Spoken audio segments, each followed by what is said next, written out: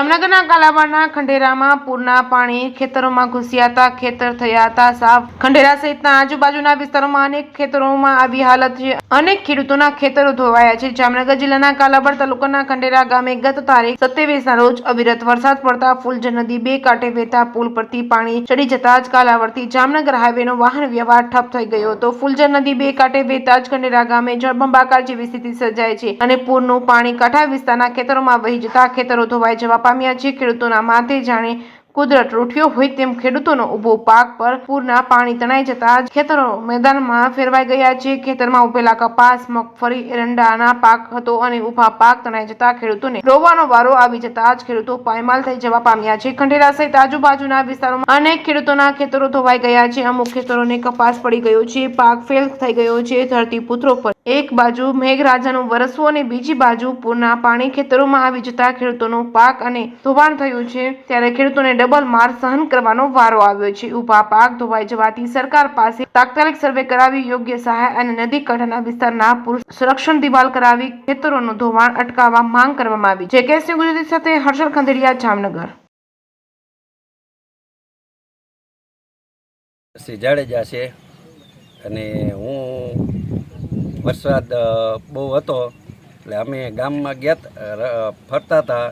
અમે સરપંચ અને ગામ સ્થળમાં નુકસાની વધારે છે અને ભળવાર એ લોકોને ઘેટા બકડા બધું મરી ગયું છે આ ઠંડી હિસાબે અને એને ચારો ન મળ્યો એ હિસાબે અને વધારે નુકસાની વાઘરીવા દેવી પૂજકમાં વધારે છે. એને સલામત સ્થળે હાઈસ્કૂલમાં એને રાખ્યું હતું અને સરપંચે એને બધું જે સલામત સ્થળે મોકલાવી દીધું હતું.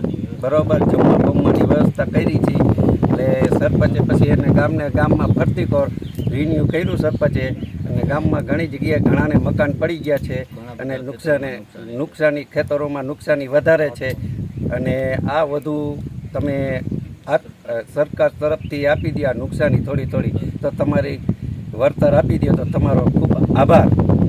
મારું નામ ને શું પરિસ્થિતિ હતી? મારું નામ છે ભાવેશભાઈ મનસુખભાઈ ચાવડા અને ખંડેરા ગામ અને 27 તારીખે વરસાદ આવેલો ફૂલ બે કાંઠે નદી ગઈ અને ખેતરમાં ધોવાણ થયું. મળતું ફેન્સિંગ હતું, ફેન્સિંગ પડી ગયું બધું અને ખેતર સારું ધોવાઈ ગયું છે અને પાકમાં એરંડા ને એવું બધું વાવેલું હતું.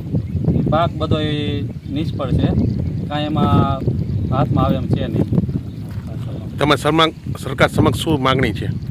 સરકાર સમક્ષ માંગણી છે કે આ ફેન્સિંગ અમારું જે કરેલું હતું એ ફેન્સિંગનું ને પાક બધો નિષ્ફળ ગયો છે, એ પાકનું વળતર મળે એવી અમારી માંગણી છે અને સુરક્ષિત દિવાલ એ અમને કરાવી આપે. મારું નામ છત્રપાલસિંહ કુમારસિંહ જાડેજા છે. ગઈ 27 તારીખે અતિ ભારે વરસાદના કારણે જે રોડ રસ્તા બંધ થયા હતા એની બાજુની અંદર જે શૈલેષભાઈનું ખેતર આવેલ છે એ ખેતરની અંદર બહુ મોટી સંખ્યામાં નુકસાની થઈ છે. જેઓની દિવાલ, ફેન્સિંગ દિવાલ, કપાસનું પાક, એરંડાના પાક, જે પાક હતો એ બધો પાક નિષ્ફળ ગયો છે.